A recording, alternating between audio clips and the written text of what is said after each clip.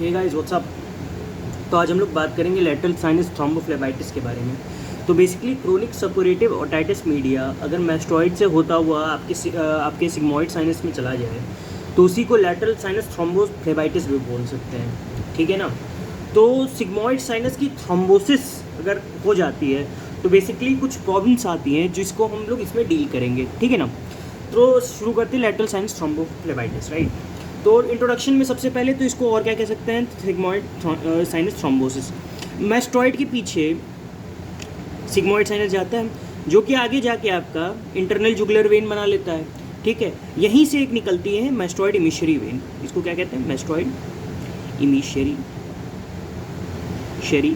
When. ये क्या है, मैस्टॉइड।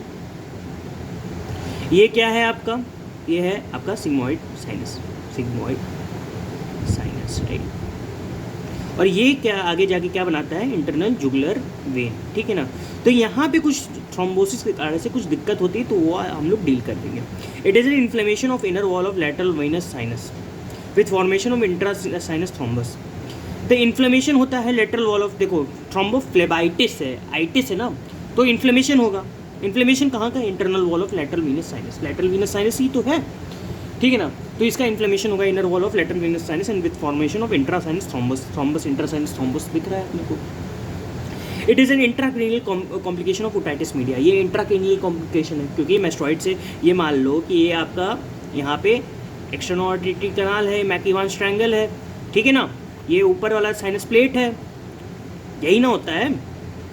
तो यहाँ से अगर पीछे गया कोई ओटाइटिस मीडिया जो मिडिल ईयर से अंदर गया मैस्टॉइड में, मैस्टॉइड के बाद से सिग्मॉइड साइनस में गया, जा सकता है। तो ये इंट्राक्रेनियल कॉम्प्लिकेशन है ओटाइटिस मीडिया का, ऑब्वियस सी बात है, समझ में आ रही है हम लोग को चीज़ें। अब इसकी पैथोलॉजी की बात करते हैं। पैथोलॉजी में फॉर्मेशन ऑफ पेरीसाइनस एब्सेस है, फॉर्मेशन ऑफ पेरीसाइनस एब्सेस है ये। एंडोफ्लेबाइटिस और mural thrombus formation, mural thrombus का फॉर्मेशन हो जाता है, म्यूरल थ्रोम्बस है, एंडोफ्लेबाइटिस होगा। Obliteration of sinus lumen and intrasinus abscess हो जाएगा, मतलब कि इंट्रा साइनस के अंदर एब्सेस हो जाएगा, साइनस ल्यूमेन का ऑब्लिटरेशन हो जाएगा। अगर ये थ्रोम्बस बना है साइनस में तो ऑब्लिटरेशन भी होगा, और इंट्रा है तो इंट्रासाइनस एब्सेस हो जाएगा। और फॉर्मेशन ऑफ पेरीसाइनस एब्सेस भी हो सकता है, एंडोफ्लेबाइटिस होगा, म्यूरल थ्रोम्बस फॉर्मेशन है ये।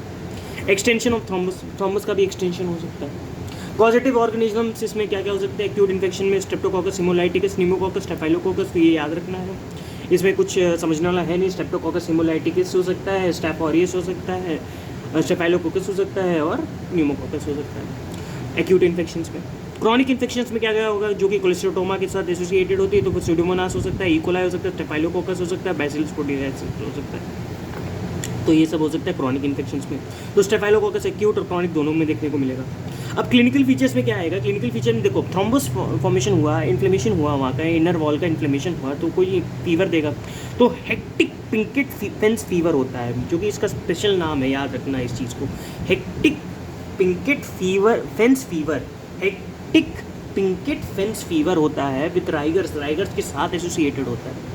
इरेगुलर फीवर विथ 1 और मोर पीक्स अ डे, ठीक है। इरेगुलर फीवर होता है, बहुत ही रेगुलर फीवर तो होगा नहीं, ठीक है ना। इरेगुलर फीवर होता है विथ पीक होता है 1 और मोर पीक्स अ डे, ठीक है ना। तो ये हो गया hectic Pinkett fever, fence fever, ठीक है। नेक्स्ट क्या देखेंगे हम लोग, इसमें देखेंगे हेडेक हो सकता है, हेडेक। थ्रोम्बस फॉर्मेशन है वो भी साइनस में, तो हेडेक ऑब्वियस सी चीज़ है, हो सकता है इंटरनेट। प्रोग्रेसिव एनीमिया एंड इमैसिएशन हो सकता है, एनीमिया हो सकता है, इमैसिएशन हो सकता है। ग्राइजिंगर साइन क्या है, oedema of the post auricular soft tissue overlying the mastoid process as a result of thrombosis of the mastoid emissary vein.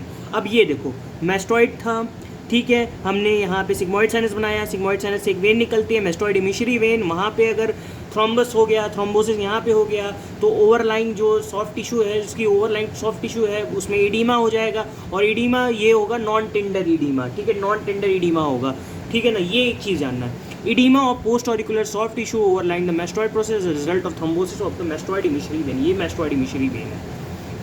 अब पैप्लिडीमा कैसे होगा, पैप्लिडीमा देखो, अगर एक साइड की इंटरनल जुगुलर वेन को मैंने थ्रोम्बोस कर दिया, अगर मैंने अदर साइड की, अगर एक साइड की थ्रोम्बोस है, अगर मैंने अदर साइड की थ्रोम्बस मतलब कि उसमें कर दिया, ठीक है, उसको दबाने लगा, तो क्या होगा, आईसीटी बढ़ जाएगा, आईसीटी बढ़ने से क्या होगा, पैप्लिडीमा हो जाएगा। ये चीज़ याद रखना।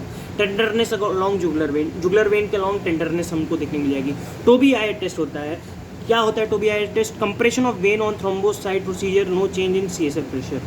ठीक है, compression of vein on the thrombosed sides, thrombosed side पे कोई चेंज नहीं होगा, लेकिन जो अनथ्रोम्बोस साइड है अगर वहाँ हमने दबाया, मतलब कि उसका IGV हमने प्रेस किया तो CSF चेंज होगा।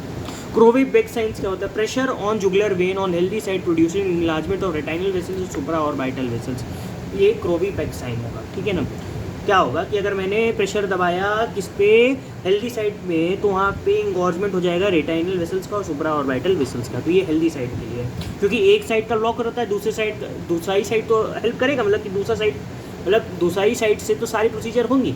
एक साइड पे दबाया, मतलब कि जिस साइड पे थ्रोम्बोसिस वहाँ दबाया, कोई चेंजेस नहीं देखेंगे CSF पे, तो उसको क्या कहेंगे? Tobias test.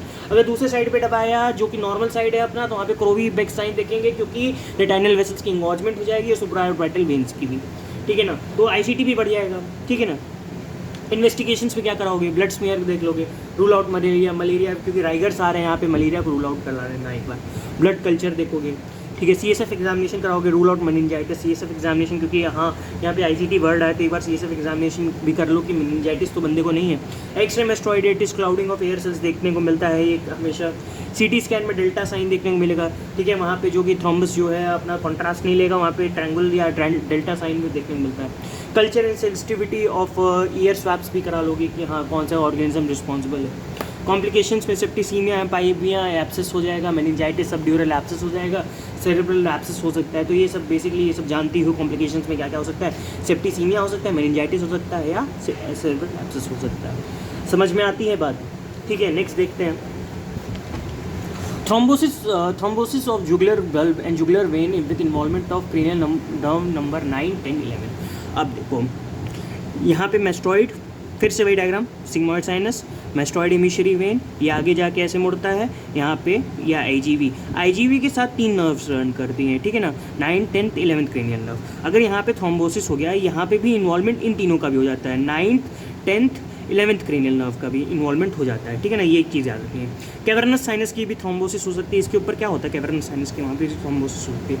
और ऑर्टिक हाइड्रोसेफेलस भी एक कॉम्प्लिकेशन हो सकता है। ठीक है ना, ट्रीटमेंट में क्या कराओगे? ठीक है, IV एंटीबायोटिक्स दे दोगे कि हाँ भाई कोई इन्फ्लेमेशन या इन्फेक्शन ना हो जाए वहाँ पे। मेस्टोइडेक्टमी कर दोगे, एक्सपोजर ऑफ साइनस से मेस्टोइडेक्टमी कर दो, MRM के थ्रू मेस्टोइडेक्टमी। ठीक है, लाइगेशन करा दो। ठीक है ना, ligation of internal jugular vein कर दो। एंटीकोगुलेंट थेरेपी, लाइगेशन बहुत ही अगर ज़्यादा कॉम्प्लिकेशन हो तभी लाइगेशन करना है। IGV का लाइगेशन सबसे पहला रिजल्ट नहीं होता। ठीक है, एंटीकोगुलेंट थेरेपी दे सकते हो, सपोर्टिव ट्रीटमेंट या रिपीटेड ब्लड ट्रांसफ्यूजन्स भी करा सकते हो। तो ये बात रही आपकी लेटरल साइनस थ्रोम्बोफ्लेबाइटिस की। उम्मीद है आपको समझ में आया होगा। मिलते हैं आपसे नेक्स्ट वीडियो में, तब तक के लिए बाय।